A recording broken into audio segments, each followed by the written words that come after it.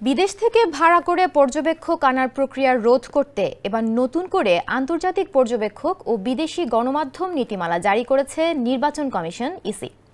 নীতিমালা অনুযায়ী বিদেশি পর্যবেক্ষক ও গণমাধ্যম অনুমোদনের ক্ষমতা সরকারের কাছ থেকে নির্বাচন কমিশনের হাতে নেওয়া হয়েছে এবং এতে নির্দিষ্ট শর্ত পূরণ ছাড়া পছন্দমতো বিদেশি পর্যবেক্ষক আনার সুযোগ বন্ধ করা হয়েছে। নির্বাচন কমিশন সূত্রে এ তথ্য জানা গেছে। এ সংক্রান্ত 2023 সালের নীতিমালা বাতিল করে আন্তর্জাতিক পর্যবেক্ষক ও বিদেশি গণমাধ্যম নীতিমালা 2025 জারি করা হয়েছে। নতুন এই নীতিমালা অনুযায়ী আন্তর্জাতিক পর্যবেক্ষক কোনো রাজনৈতিক দল বা প্রার্থীকে প্রত্যক্ষ বা পরোক্ষভাবে সহানুভূতি দেখাতে পারবে না। পর্যবেক্ষক কমিশনের অনুমোদন নিয়ে যে কোনো ভোট কেন্দ্রে যেতে পারবেন। প্রিসাইডিং কর্মকর্তার অনুমতি নিয়ে ভোট কক্ষেও যেতে পারবেন। RICL TMX, যুগের পর যুগ স্থাপনা থাকে মজবুত।